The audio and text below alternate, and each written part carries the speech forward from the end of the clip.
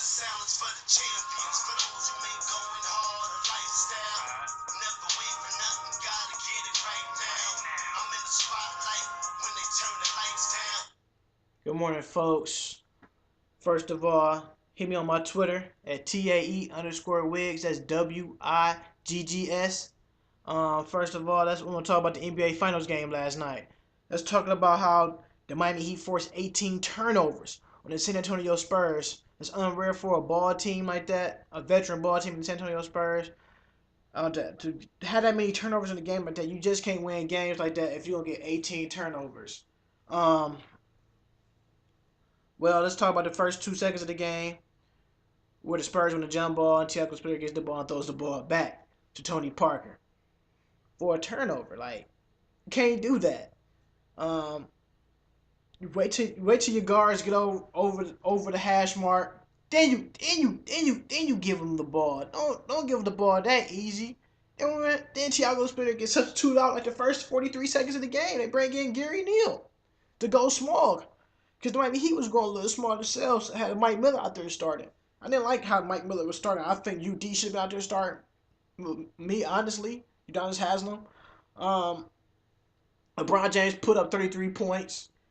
Dwayne Wade put up 32 points. And Bosh with 20. The big three came to the party. Finally, D Wade did, because D Wade was averaging 15.7 points per game. We already know that D Wade can score 20 plus points per game. But we already know he had a little injury nagging him with the knee. Probably got a bone bruise on his knee.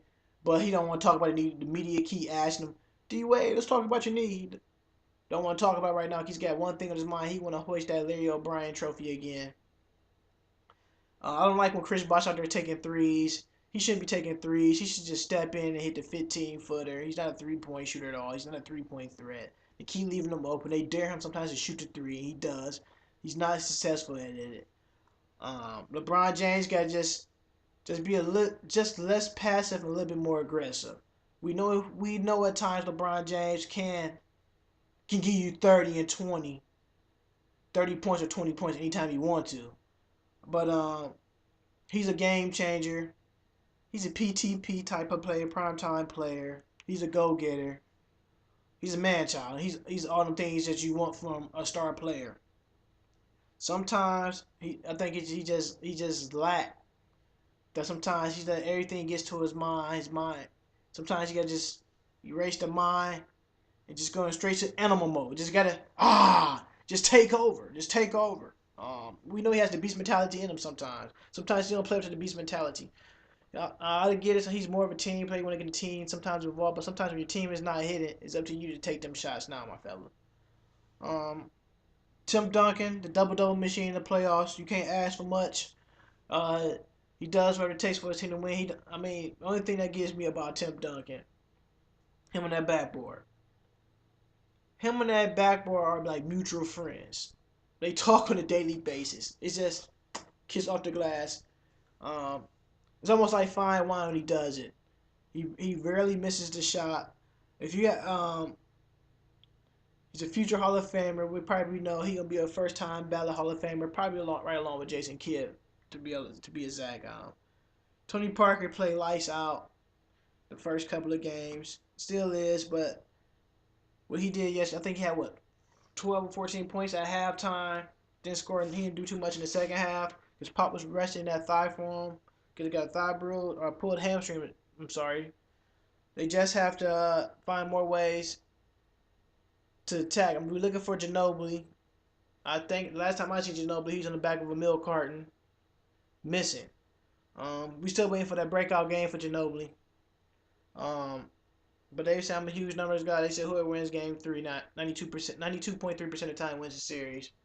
Now, since the series is tied up 2 games apiece, now they said whoever wins games 5 wins that series 7 out of 10 times. That's 70%. D Wade look like old D Wade out there. I darn near called him Flash last night. That's what he was looking like, the old Flash of times. Because the first 3 games of the series, he's averaging 15.7 points per game. He came to the party. He had 32 points and 5 plus rebounds and 5 steals. He's like the 5th player in NBA history to have 32 plus points in a 32 like game span and like in the playoff or finals history. Um, that's that's huge right there. Big ups to you, D Wade. Um, if you see this video, D Wade, hit me up at Tay underscore Wiggs. That's my Twitter. You too, King James. I'll follow you guys. Um, First of all, NBA Finals so far. I don't know how you guys feel about it. I think it's so far been a nice game. Um, Referees. Let's talk about the referees. Some of the missed calls out there calling the flops. I'm not a fan of flops. I'm a fan of the old school basketball where you put your thumb onto the player back and he gotta grit his way down to the basket. Gotta grit his way. The league is too touchy feely. I mean, you get a technical foul for looking at the referee wrong. Like let's for instance, when LeBron James did a full sprint in Indiana, I thought he was running back to Cleveland for a second. He was standing there. The pick was legally, but some people say it was illegal. When you watch the instant replay, LeBron James did lunge, not that much, but a little nudge forward. So that's why the ref called it. But LeBron James I'm not gonna call him a flopper, but he does. I don't care nobody say, you gotta do what it takes to get your team that W. But you 6'8" LeBron out there trying to flop on smaller guards. You 6'8", 260, 275, and you getting calls against guys at 6'3", probably barely 195 pounds. There's no way they knock you down with all that type of force. It takes a lot to bring a fella down like you. Um, First, let's talk about what Danny Green and Gary Neal did in Game 3. You guys went absolutely baloney, aka Ham, pastrami, from 3-point line. Them guys shot lights out. Lights out. Uh, I'm gonna call him a Danny Green, aka I'm gonna call him. I don't want to say nothing crazy, but that man was lights out. Lights out. You can't ask any better performance. The guy was just shooting lights out. I don't care who you could put in front of him. He was on so much on fire. He could have threw a rock in the ocean. That's how much he was on fire. He couldn't miss. Even Gary Neal, the way he was shooting that ball, I thought he had an AK-47 strapped to his back because the guy was on fire. He couldn't miss. He was shooting everything all angles. Um, Guys like that, we know they're not. You gotta put defense on them type of guys. They're not gonna have another game like that in this series like that. That's only happened probably once every 5 or 6 years. Somebody had going to Mirage like that. Um, Popovich is one great coach. You know what it takes to. Popovich make you play to his type of level, style of play of basketball, half court out to run the gun. That's what the Miami Heat want to do. They want to run the gun, so they don't run the gun and get things to go their way. They feel a little low. They feel like they can't take over, but they still got the big three. I don't consider Chris Bosh a big three player. Me personally, D Wade, LeBron James, and whoever else fill in them shoes in them type of games. Mario Chalmers. I think his best game of the series is game 2. He haven't done anything else since game 2. Um, he's not a good defensive player to me. I like the way Norris Cole's come in the game and play defense. They put Norris. If you wonder sometimes if you watch the game, just watch the game, folks. Look at the fourth quarter. Who starts the fourth quarter? Norris Cole. Norris Cole plays that grit and grind defense. As soon as you score a basket or a layup, he's right under you. So he's putting that pressure on you. You take the average. It takes what the average when he's out there playing defense. Take the average ball player or the offensive guard to get the ball across the court in 6 seconds. Remember, 6 seconds. It's only 8 second violation before you get there. Um, Norris Cole, just a phenomenal player. I like the way he plays. He bring a little toughness that he need on defense. I want to talk about how, well, me personally, if this I don't have a favorite, but I'm just going by off numbers. So whoever wins games 5, like I told you before, it was about 2 minutes ago. Whoever wins game 5, 7 out of 10 times they win the series. That's 70% of the time. Um,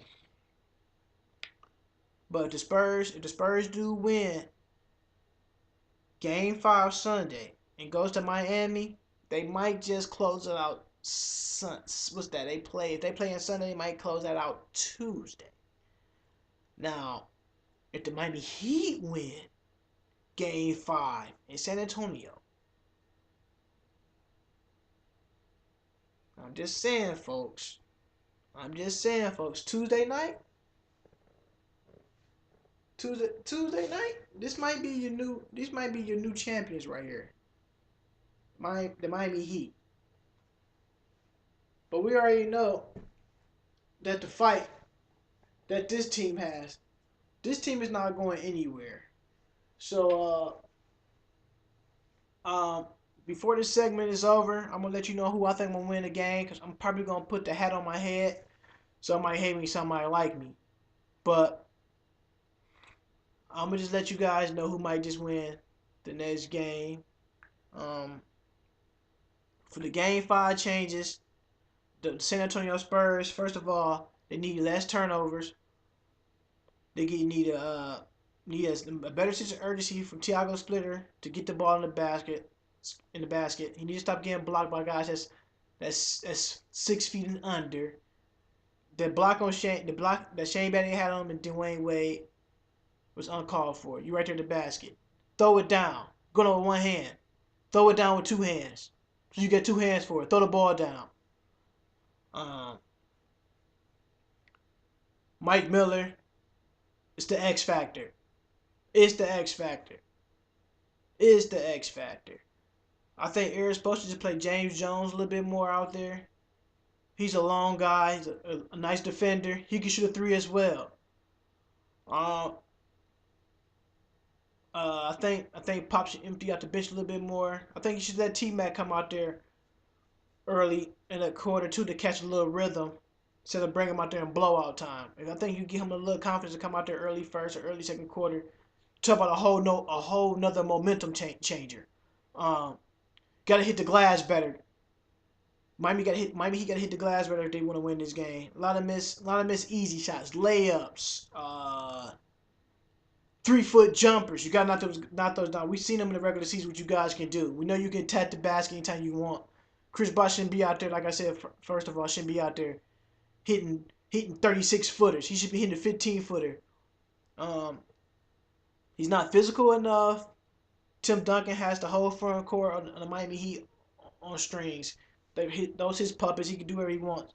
He can do all the dipsy do dunkaroo moves all day long. He never gets to that free throw line.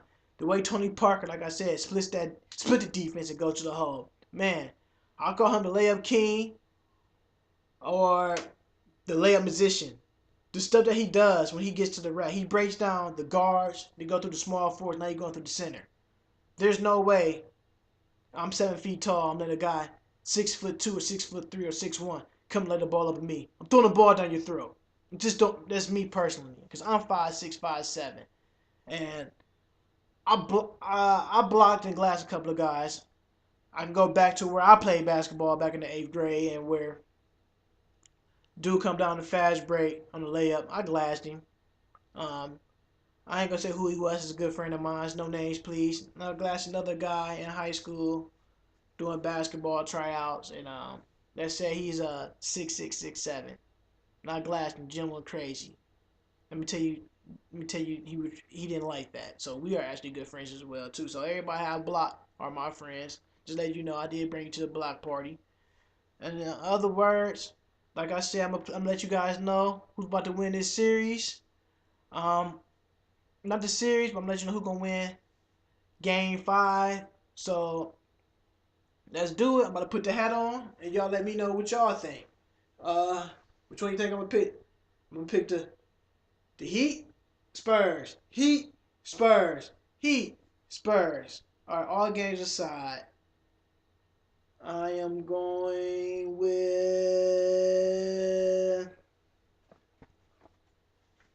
the Miami Heat to win Game 5 in San Antonio. I'm picking the Miami Heat to win Game 5 by 10 points. So that sums it up. Y'all got any questions? hit me at TAE underscore wiggs, WIGGS. That's my Twitter. So further ado, that is it. That's all I have to say. See you guys later.